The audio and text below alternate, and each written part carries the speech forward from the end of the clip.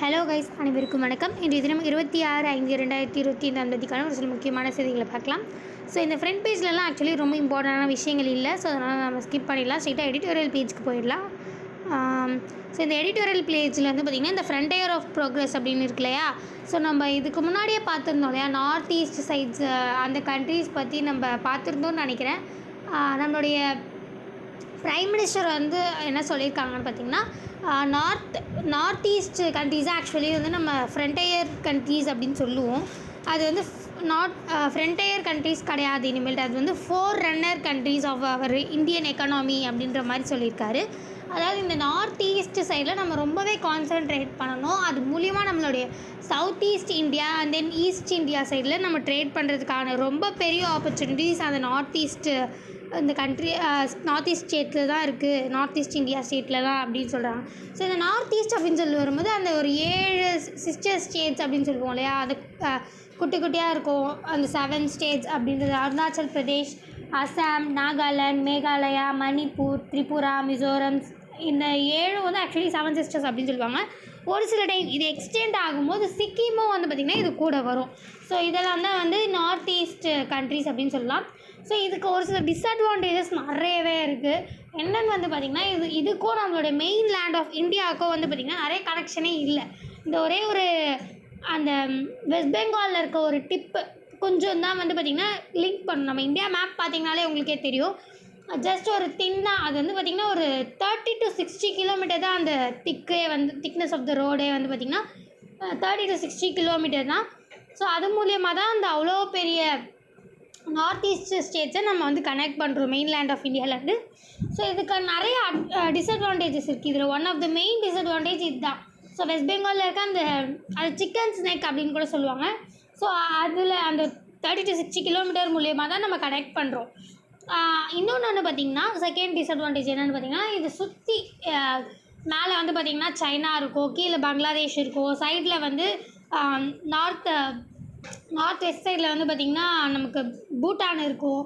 So அந்த மாதிரி ஃபுல்லாகவே சைனா, பூட்டான், பங்களாதேஷ், இந்த பக்கம் சைடில் ஈஸ்ட் சைடில் வந்து பார்த்திங்கன்னா மியான்மார். ஸோ இந்த மாதிரி சுற்றி வந்து நம்மளுக்கு ஒரு கொஞ்சம் எனிமி கண்ட்ரீஸாகவே சுற்றி இருக்கும். ஸோ மியான்மார்லேருந்து பார்த்திங்கன்னா இப்போ ரீசெண்டாக நிறைய டெரரிசம்லாம் வந்து இந்த ஹியூமன் டிராஃபிக்கிங்லாம் நிறையவே வந்து பண்ணுறாங்க அப்படின்ற மாதிரிலாம் நம்ம நிறைய இஷ்யூஸ் வந்துட்டுருக்கு இல்லையா இந்த மியான்மார்னால. ஸோ நிறைய மியான்மாருக்கும் நம்மளுக்கும் வந்து அந்த ஃப்ரீ ட்ரேட் அக்ரிமெண்ட் கூட வந்து நம்ம கேன்சல் பண்ண போகிறோம். ஸோ ஃப்ரீ ரோமிங்காக ஒரு 20 கிலோமீட்டர் அந்த மாதிரி அதுவுமே நம்ம கேன்சல் பண்ண போகிறோம் அப்படின்ற மாதிரி பேசிகிட்டு இருந்தோம் இல்லையா. இதுக்கு முன்னாடி நிறையவே நம்ம அதை பற்றி பேசியிருக்கோம்.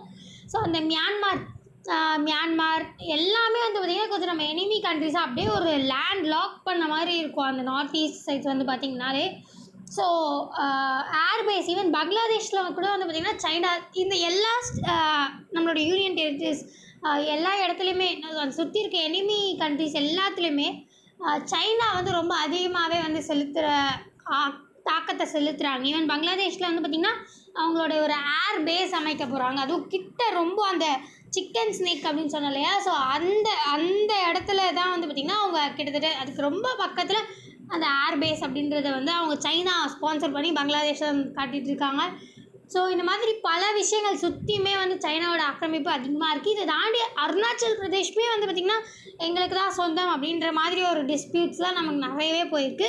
ஸோ அதை பற்றின ஒரு விஷயங்கள் தான் நிறையவே நார்த் ஈஸ்ட் கண்ட்ரீஸை பாதிக்கப்படுற ஒரு சில விஷயங்கள். ஸோ இதை தாண்டி அந்த சைட் ஃபுல்லாகவே ட்ரைபல் பீப்புள்ஸ் இருப்பாங்க. ஸோ அதனால் வந்து பார்த்திங்கன்னா நிறைய டிஃப்ரெண்ட்டான நம்மளுடைய இந்தியாவே வந்து வெரைட்டி ஆஃப் லாங்குவேஜஸ் கல்ச்சர்ஸ் இருக்கிறது தானே.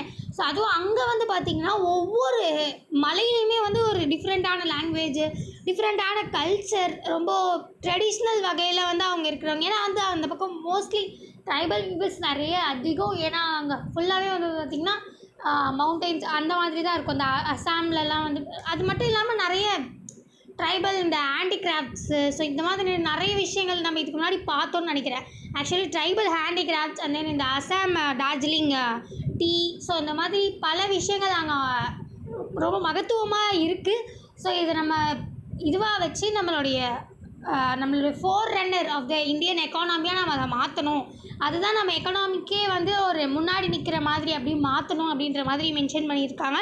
ஸோ அதை பற்றின ஒரு இன்ஃபர்மேஷன் தான் இங்கே மறுபடியும் கொடுத்துருக்காங்க. ஸோ மற்றபடி வேறு எதுவும் இம்பார்ட்டண்டான விஷயங்கள் இல்லை. அண்ட் தென் வழக்கம் போல் இங்கே வந்து பார்த்திங்கன்னா ஆப்ரேஷன் சிந்தூர் பற்றி தான் மென்ஷன் பண்ணியிருக்காங்க. So and then air power use டிஸ்கோஸ் and operation Sindoor, அதாவது நம்ம நம்ம வெறும் வந்து இந்தியன் ஏர்ஃபோர்ஸ் பற்றி மட்டும் தான் பேசியிருக்கோம். நம்மளுடைய இந்தியன் ஆர்மியுமே ரொம்பவே அதிகமாக ஆப்ரேஷன் சிந்தூரில் ஏற்படுத்தியிருக்காங்க. அவங்களுடைய தாக்கத்தை செலுத்தியிருக்காங்க. கிட்டத்தட்ட நம்ம 9 இடத்துல வந்து நம்மளுடைய டெரரிசம் இருக்கிற 9 இடத்துல வந்து நம்ம அட்டாக் பண்ணோம் அப்படின்னா அதில் 7 இடங்களில் வந்து பார்த்திங்கன்னா இந்தியன் ஆர்மி தான் வந்து ஆக்சுவலி பண்ணாங்க. அந்த மீதி 2 தான் வந்து பார்த்திங்கன்னா நம்மளுடைய இந்தியன் ஏர்ஃபோர்ஸ் பண்ணாங்க. ஸோ அதை பற்றின ஒரு இன்ஃபர்மேஷன் தான் இங்கே கொடுத்துருக்காங்க. இது ஆக்சுவலி நேற்றுமே வந்திருந்தது. ஸோ இந்த இந்தியன் ஏர்ஃபோர்ஸ் வந்து பார்த்திங்கன்னா ஆக்சுவலி ஜஸ்ட் ஒரு 2 இடத்துல தான் வந்து அவங்களுடைய இது வந்து செலுத்தியிருந்தாங்க. மீதி எல்லா இடத்துலையும் நம்மளுடைய இந்தியன் ஆர்மி அவங்க அதுலேயும் வந்து பார்த்திங்கன்னா இந்தியன் ஆர்மிலேயே வந்து ஏர்ஃபோர்ஸ் டிபார்ட்மெண்ட் அப்படின்னு தனியாகவே இருக்குது அப்படின்றதெல்லாம் மென்ஷன் பண்ணியிருந்தாங்க.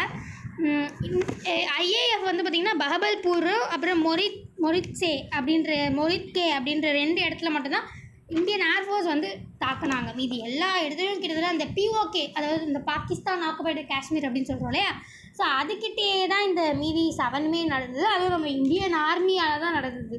ஸோ அதை பற்றின ஒரு இன்ஃபர்மேஷன் தான் இங்கே மென்ஷன் பண்ணியிருக்காங்க. தென் இதெல்லாம் அவ்வளோ இம்பார்ட்டண்டான விஷயங்கள் இல்லை. அந்த இது time for new India Africa digital compact அப்படின்னு சொல்லியிருக்காங்க இல்லையா. ஸோ இது ஆக்சுவலி என்னென்னு பார்த்திங்கன்னா இந்த May 25 அப்படின்றது ரொம்ப இம்பார்ட்டண்ட்டான டே ஆஃப் த ஆஃப்ரிக்கா டே அப்படின்னு அவங்க மென்ஷன் பண்ணியிருக்காங்க. ஸோ அதனால தான் இந்த ஆர்டிக்கல் இன்றைக்கி நமக்கு வந்து இங்கே வந்திருக்கு. ஸோ ஒன் செகண்ட் ஸோ அதனால தான் நமக்கு இந்த ஆர்டிக்கல் வந்து இங்கே மென்ஷன் பண்ணியிருக்காங்க. ஆஃப்ரிக்கா டே அப்படின்றது May 25 வந்து அழைக்கப்படுது. ஸோ ஏன் இது வந்து ஆஃப்ரிக்கா டே அப்படின்றது, அதனால தான் அந்த ஆஃப்ரிக்காவில் நம்மளுடைய இந்தியாவோட இம்பேக்ட்ஸ் என்னென்ன அப்படின்றத ஒரு தெளிவாக தான் இதில் மென்ஷன் பண்ணியிருக்காங்க.